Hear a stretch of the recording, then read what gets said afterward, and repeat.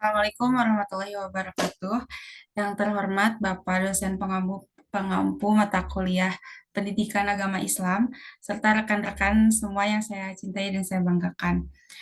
Pertama-tama, marilah kita panjatkan puji dan syukur kepada Allah Subhanahu wa Ta'ala, karena nikmat dan rahmatnya kita dapat melaksanakan sesi Zoom kali ini. Tak lupa, salawat beserta salam semoga tercurahkan kepada Nabi Muhammad SAW. Perkenalkan, nama saya Aulia Azka. Di sini saya sebagai perwakilan kelompok 6 yang akan memandu jalannya diskusi kali ini. Tentu saja saya tidak sendiri, saya bersama anggota kelompok 4. Yang pertama ada Ruli sebagai pemateri 1 yang akan menjelaskan mengenai definisi pernikahan. Lalu ada Alfia sebagai pemateri 2 yang akan menjelaskan mengenai hukum pernikahan. David sebagai pemateri 3 yang akan menjelaskan mengenai syarat dan rukun pernikahan.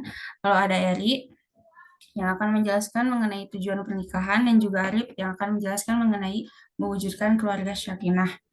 Untuk mengefektifkan waktu, marilah kita mulai diskusi kali ini dengan pemateri pertama.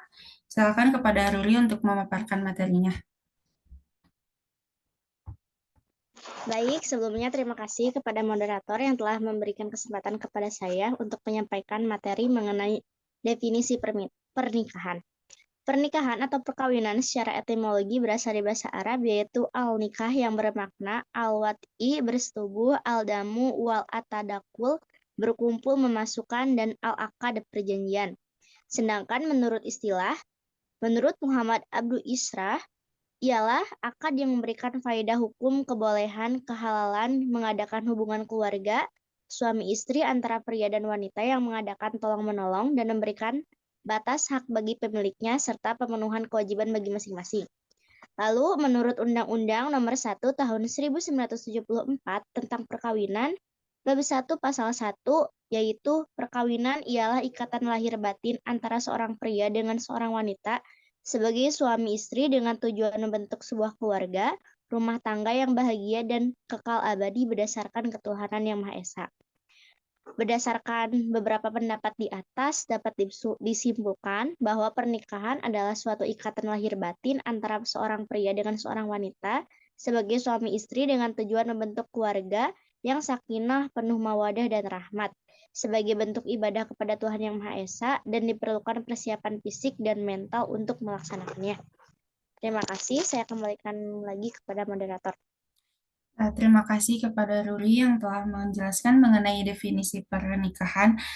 Untuk selanjutnya kita lanjut dengan pemateri 2, yaitu Alpia yang akan menjelaskan mengenai hukum pernikahan. Silakan Alpia.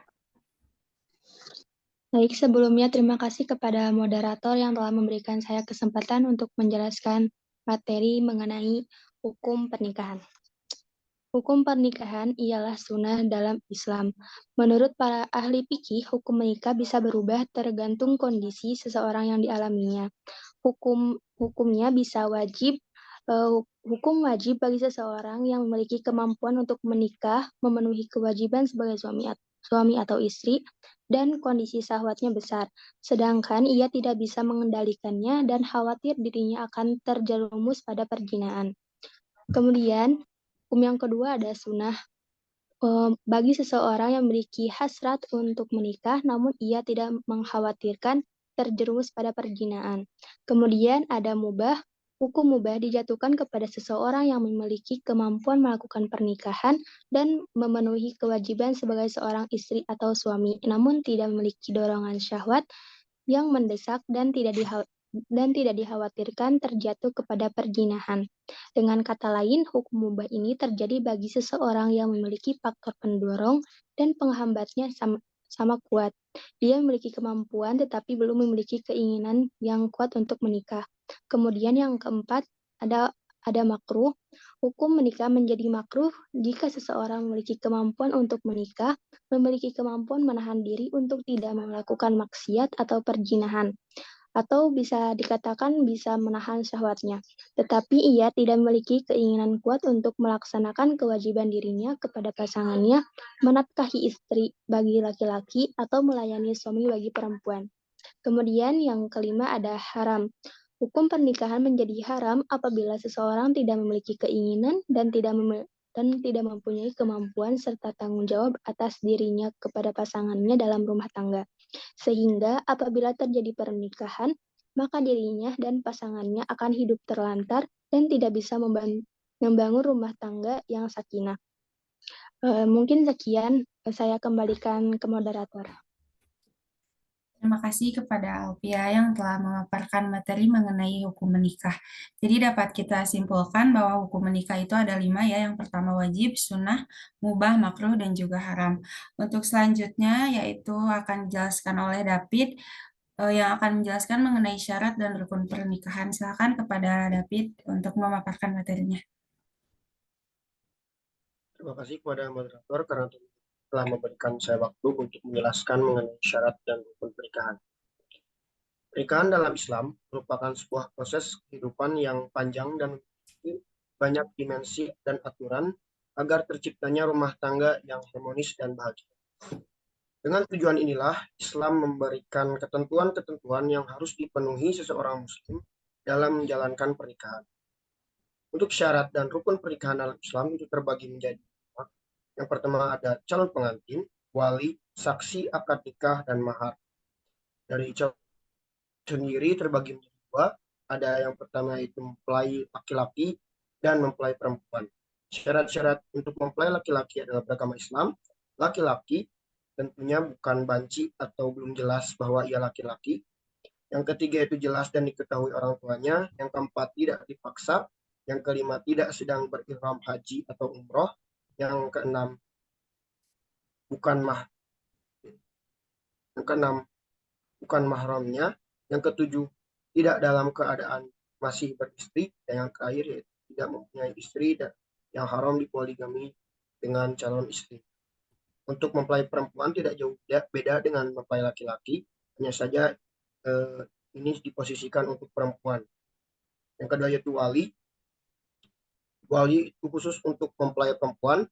Wali adalah orang yang memiliki hak atau syarat untuk menikahkan calon mempelai perempuan kepada calon mempelai laki-laki. Yang ketiga itu saksi. Saksi itu terdiri dari dua orang yang menyaksikan secara langsung proses akad pernikahan. Adapun syarat-syaratnya itu beragama Islam, baligh, berakal sehat, merdeka, laki-laki, dua orang laki-laki, adil, tidak dalam perjalanan haji atau umroh, tidak dipaksa, dapat melihat, bicara, dan mendengar, serta paham maksud akad tersebut. Yang keempat adalah akad nikah. Akad nikah dapat diartikan sebagai perjanjian atau ikatan dalam pernikahan.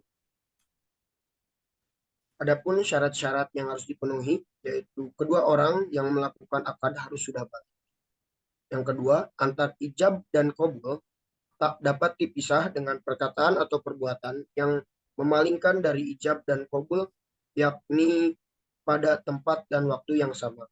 Yang ketiga, antara ijab dan qabul harus satu tujuan, tidak boleh bertolak belakang, melainkan harus sesuai dalam jenis kata-katanya, sesuai objek hukumannya, dan sama materi akad.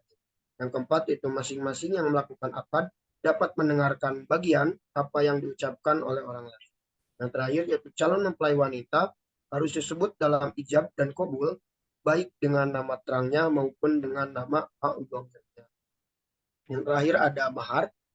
Mahar disebut juga nihlah atau syadak, yang berarti rukun pernikahan, namun sebagian ulama menganggap bahwa mahar sebagai syarat bagi sahnya nikah. Allah Subhanahu wa taala berfirman, "Berikanlah kepada perempuan-perempuan itu mas kawin mereka sebagai pemberian." Quran surat An-Nisa ayat 4.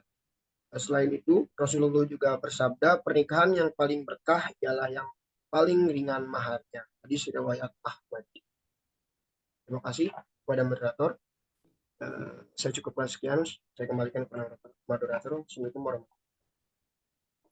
Jadi dapat kita simpulkan syarat dan rukun pernikahan yaitu ada 5. Yang pertama ada calon pengantin, kedua ada wali, ketiga saksi, keempat akad nikah, dan juga mahar. Untuk materi selanjutnya yaitu tentang tujuan pernikahan yang akan dijelaskan oleh Eri. Silakan kepada Eri untuk memaparkan materinya.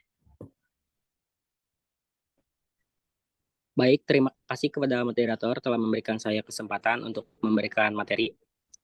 Di sini saya akan memberikan materi tujuan pernikahan. 1. Fungsi individual. Menjaga kesucian diri. Jika dikaitkan dengan moralitas masyarakat, biasanya pernikahan ini ditentukan oleh kedewasaan untuk hidup dengan akhlak yang baik. Menjaga kesucian diri dan bersikap ifah, menahan dari apa yang diharamkan, merupakan suatu kewajiban. 2. Untuk menundukkan pandangan, adapun tujuan untuk pernikahan selanjutnya, menundukkan pandangan, pernikahan membuat kita akan menundukkan pandangan kita dari hal-hal yang diharamkan. 2. Fungsi sosial. 1. Mempunyai keturunan, melahirkan keturunan yang mulia, termasuk tujuan dari pernikahan dalam Al-Quran Surat An-Nahl ayat 72. Disebutkan bahwa pernikahan manusia merupakan fitrah yang berpasang-pasangan. Untuk tujuan melahirkan keturunan yang baik-baik, hal itu mengisyaratkan pada dasarnya bersatunya laki-laki dan perempuan yang terbina melalui pernikahan yang syah adalah memiliki keturunan, yaitu anak-anak hingga cucu-cucunya kelak, untuk menjadi penerus masa depan. 3. Fungsi spiritual. Mematuhi perintah Allah. Tujuan pernikahan dalam Islam yaitu untuk mematuhi serta meningkatkan ibadah seorang hamba kepada Tuhannya, di mana pernikahan bisa menyempurnakan akhlak. Pasalnya, pernikahan adalah termasuk suatu tuntunan agama yang penting untuk dianjurkan atau diterapkan. 2. Meneladani sikap Rasulullah. Tujuan pernikahan menurut Islam merupakan salah satu sunnah yang dilakukan oleh Rasulullah. Tujuannya untuk memperbaiki moral maupun akhlak yang baik. Sekian dari saya. Terima kasih. Saya kembalikan kepada moderator. Terima kasih kepada Eri yang telah memaparkan materi mengenai tujuan pernikahan. Untuk materi selanjutnya akan dijelaskan oleh Arif mengenai mewujudkan keluarga sakinah. Silakan kepada Arif untuk memaparkan materi tersebut. Terima kasih kepada moderator. Mewujudkan keluarga sakinah. Kata keluarga dalam Kamus Besar Bahasa Indonesia, Departemen Pendidikan Nasional 2005, halaman 536, adalah keluarga inti yang terdiri dari ibu, bapak, dan anak-anak. Menurut Organisasi Kesehatan Dunia yang disingkat menjadi WHO, keluarga adalah anggota keluarga yang saling berhubungan melalui pertalian darah, adopsi, dan perkawinan. Dalam pendekatan Islam, keluarga adalah basis utama yang menjadi fondasi bangunan komunitas dan masyarakat Islam. Sehingga keluarga mendapatkan perhatian dan perawatan yang signifikan dari Al-Quran.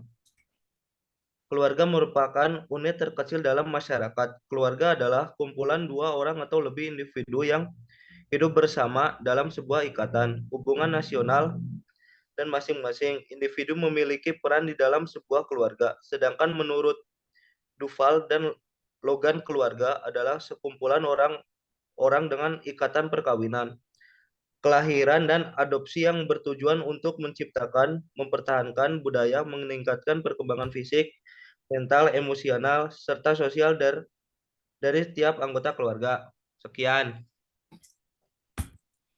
Terima kasih kepada Arif yang telah memaparkan materi mengenai mewujudkan keluarga yang sakinah.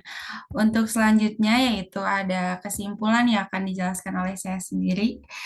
Jadi kesimpulan diskusi pada malam hari ini yaitu dapat disimpulkan bahwa pernikahan berasal dari bahasa Arab, yaitu kata al-nikah yang berarti al-wat'i atau bersetubuh, al-damu awal tadakhul atau berkumpul, memasukkan, dan al-aqd perjanjian. Sedangkan pernikahan secara istilah adalah akad yang memberikan faedah hukum kebolehan atau kehalalan mengadakan hubungan suami istri antara pria dan wanita, dan mengadakan tolong-menolong dan memberikan batasan hak bagi pemiliknya serta pemenuhan kewajiban masing-masing. Hukum menikah sendiri menurut ahli fikih sunnah, hukum menikah itu sunnah, akan tetapi berubah tergantung keadaan seseorang, bisa menjadi wajib, sunnah, mubah, makruh, maupun haram. Syarat dan rukun pernikahan, yaitu yang pertama adanya calon pengantin, baik mempelai pria dan mempelai wanita. Yang kedua, wali dari mempelai wanita. Yang ketiga, adanya saksi, yaitu 2 orang. Yang keempat, melakukan akad nikah. Yang kelima, adanya mahar. Tujuan dari menikah itu sendiri yaitu sebagai fungsi individual, fungsi sosial, dan fungsi spiritual. Adapun cara-cara mewujudkan keluarga sakinah adalah persiapan ilmu, persiapan mental, persiapan ruhiyah, persiapan fisik, dan persiapan ekonomi. Selanjutnya, proses pernikahan. Cara-cara untuk membangun keluarga dapat diwujudkan dalam upaya berikut, yaitu memiliki ilmu, saling mengenal dan memahami, saling percaya kepada masing-masing pasangan, komunikasi yang baik dan terbuka, menjalankan kewajiban dan memberikan kebahagiaan, serta senantiasa menjalankan ibadah dan berdoa kepada Allah. Sekian yang dapat saya sampaikan. Saya kembalikan lagi kepada kelompok 4.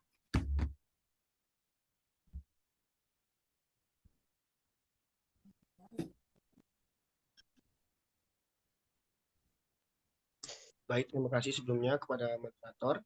Kami kelompok 4 mengucapkan banyak terima kasih. Semoga materi yang kami sampaikan dapat bermanfaat bagi kehidupan dan kelangsungan hidup kita secara bermasyarakat. Terima kasih. Wassalamualaikum warahmatullahi wabarakatuh. Waalaikumsalam warahmatullahi wabarakatuh.